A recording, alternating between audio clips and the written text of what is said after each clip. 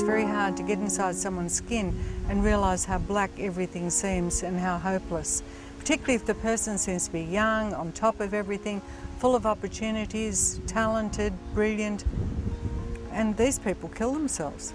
I honestly believe that part of the high suicide rate today is caused by people who have very few friends, if practically no friends, and quite often no friends at all. They're so isolated and life becomes desperate for them. So I think friendship is a gift to people that we can offer.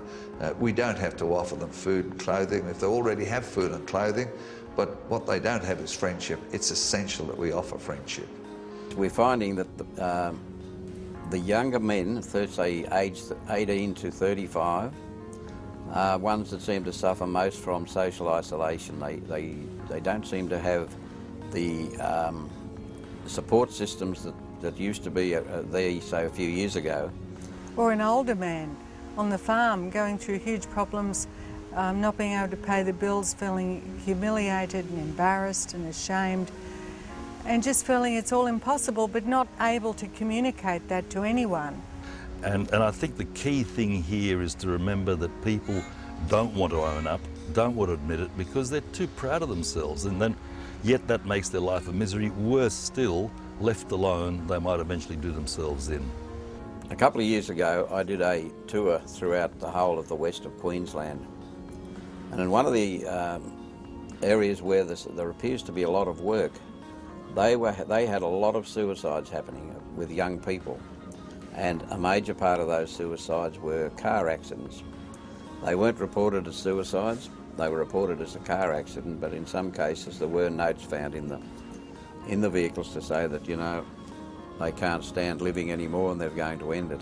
Because hitting a telegraph pole or a tree at 120 kilometres per hour is probably an almost certain way to things to be all over in a hurry.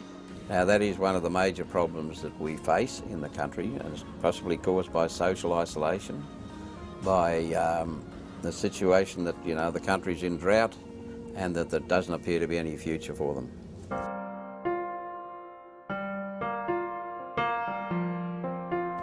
One of the reasons we're training our people to recognise the symptoms of suicide or suicide tendencies is so that we can perhaps prevent this from happening before it does happen.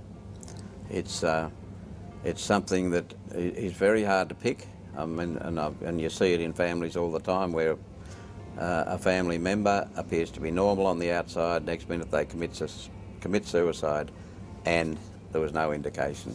Or if there were, the people didn't pick up the signs. So the warning signs for teen suicide are things like kids making suicide threats, whether they're direct or indirect, having obsession with sort of morbid thoughts about death and departure, poems and essays and drawings that are of a morbid nature, dramatic change in their personality and appearance, you know, like they become less attentive, or they're less attentive to how they sort of appear and sloppy.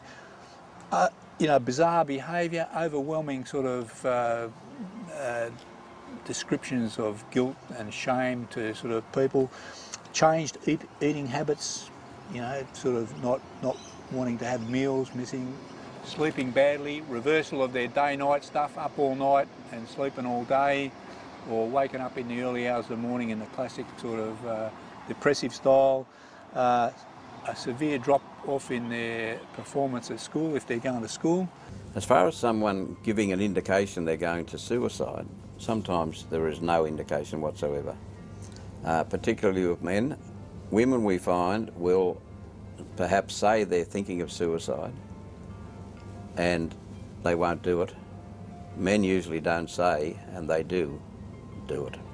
People who are untrained in mental health issues should take every suicide threat seriously.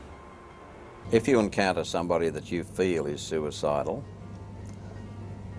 you ask them, I think, ask them, do you feel as though you want to commit suicide?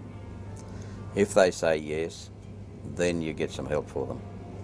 Again, probably ring the ambulance and say this guy is suicidal and I think he needs to be looked after. certainly you wouldn't walk away and leave them to it. You'd try and help them if you could. And from what I've been told, usually if you ask them if they're feeling suicidal, they will tell you. It happened to me a couple of months ago.